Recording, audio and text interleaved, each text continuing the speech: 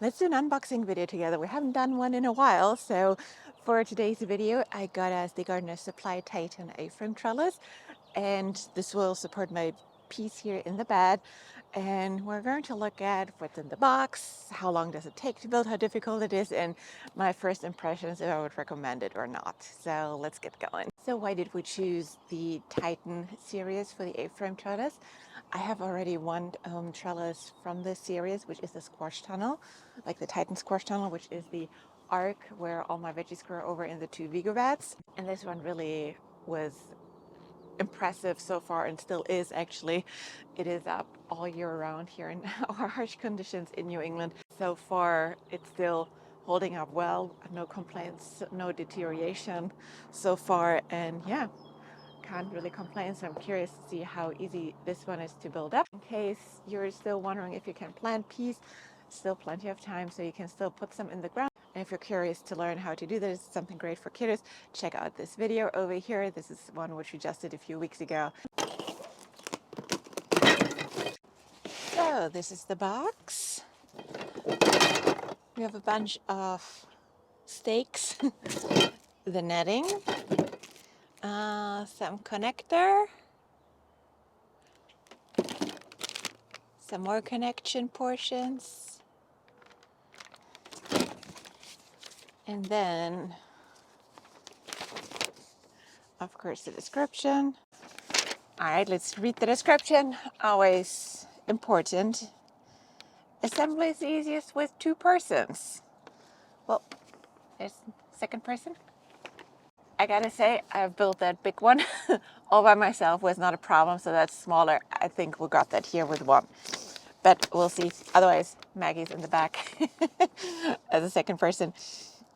Identify and organize all parts on a clean, level surface. Just cleaned the deck yesterday for that very purpose, so we should be good. Why is it so windy today? Want to use a drone too, that's not gonna happen. Okay. I had to look at the pieces first for a little while to understand what we're going to do. So we have here the 2 tops. Then we have 4 bottom pieces, which go into all of them. Then we have 8 crossbars, like for the sides, crossbars in the middle, and then 1 top crossbar. So, but they are all the same. So in here, those are the parts which we need for the legs. Okay. Yeah, that looks more solid. Okay, number 1. Here you can see the top part. And then we'll just push those ones on the bottom.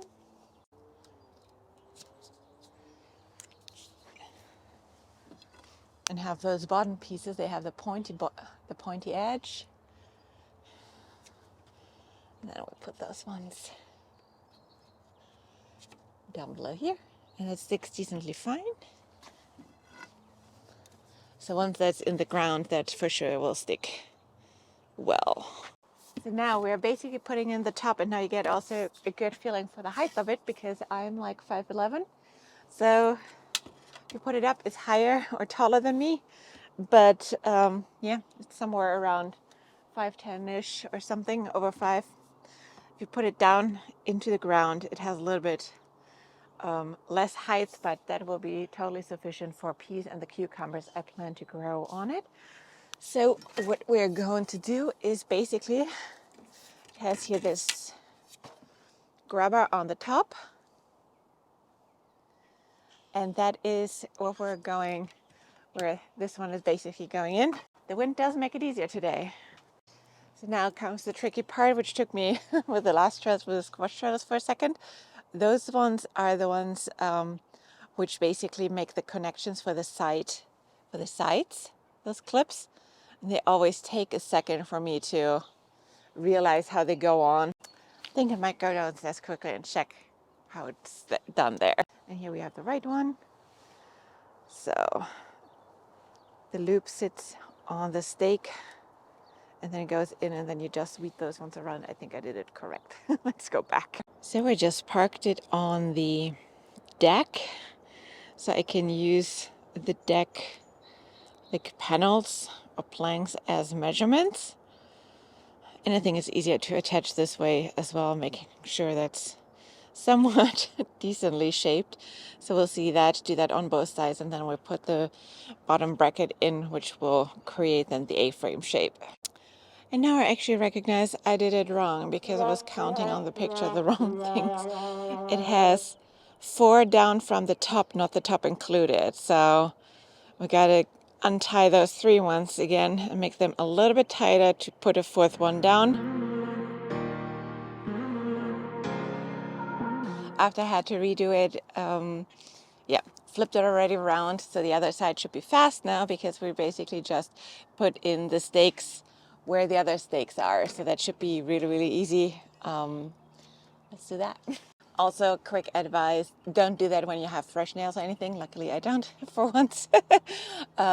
You will scratch them, just as an FYI.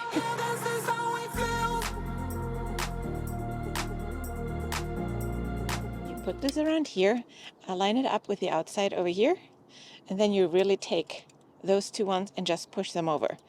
One over here and the other one over there, and this needs some force. We have finally the steps in. That took a little longer because of that one detour. But the last step, which is missing, is to put 2 crossbars in it to really make sure that it has stability, because we don't want to tip it because it will falter. So we'll do the crossbars, and then it should have good stability, and then only the netting is missing, and then we put it into the bed.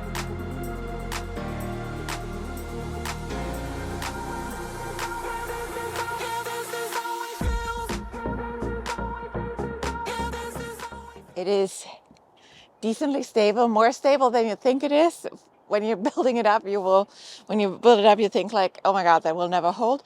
I had exactly the same impression from that squash tunnel, so I knew that before, but once it's like all connected, those weird clips hold everything in tight. You can't move anything around ever when you do that, so that's really, really well designed. So, and it's still, yeah, I like it. After it clicked how to do it, those clips really don't take long. The longest is really to adjust and make sure that they're decently straight, which I think they are. They're not perfect, but we're not aiming here for perfect. We're aiming here for simplicity. And yeah, I decided to keep them a little bit higher off the ground. I did this with a squash tunnel as well, because I want to push them into the ground deep, because that gives them additional stability when you have them really, really put in deep. So probably I'll aim for that those 2 ones are almost on the ground when we're done here. This gives also some a short distance for the piece to really latch on. So now the netting is the only thing which is missing. So let's get that over. Okay. So please note that the netting doesn't go down to the bottom, which, now that I think about it, also makes sense because the bottom gets pushed into the ground. So it's just starting at the first bracket and ends on the other first bracket on the other side, lengthwise. All right, the netting is on. As good as we could tie it on, but let's bring it downstairs and put it into the bed. The good thing is it's light.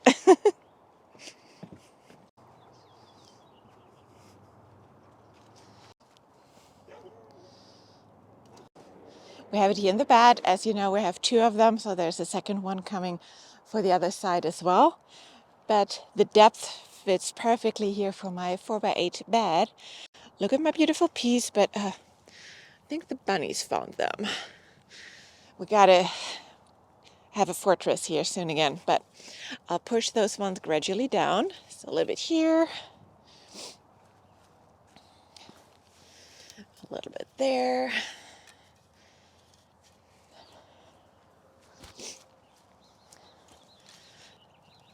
A little bit here.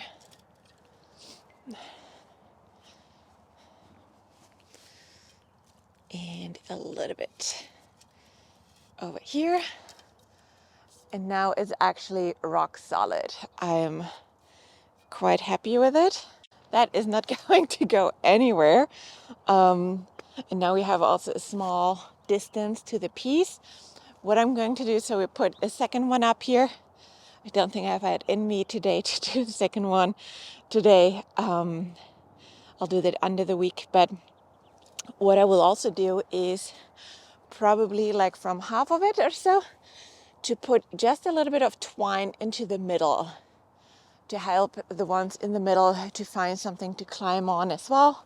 So as you can tell, I have only like a rectangle in the middle full with peas and a space around it empty, because that is where we plant the cucumbers in probably beginning of June, to like flip that bed 4 weeks later when the cucumbers are all flourishing and the peas are tuckered out, which is probably end of June usually when it's also getting hot. We'll see about that, but that is the only bed where I have a flip, because it's a fairly easy flip to like rip out the peas and let then the squash and the cucumbers flourish here. So yeah, I'm excited.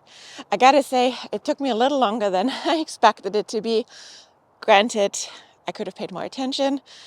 Recording next to it always takes a little bit of attention away from the project every once in a while, so that probably took it on. From the moment I understood how many and where they should go, it was a rather quick process. So I'm sure the next one will be built in like 20 minutes or so. And even though they come in many, many pieces, once you have assembled them, they are pretty solid. So I am confident that this one will do as well as my squash and like my squash Titan tunnel. The boards are a little bit smaller than this, but I don't think that will have any impact on its stability. It feels really solid, especially now that's in the ground. So we'll see. So yeah, subscribe here to see the progress. I'll definitely keep you posted here on what I think and what I do. What is going to be interesting to see is, as you saw through the video, we have a lot of wind always coming here. Exhibit A right now, and I hope the audio is okay, but I have the dead cat on, so it should be okay. But we have always wind here. Like, it doesn't matter when and which direction, it's always windy, and especially in the summer we have up to hurricane winds. So when this is full with peas and gets like a swing of the wind one way or the other, that is going to be interesting on how it will do, but we'll find out together. So yeah, I hope this video was interesting for you.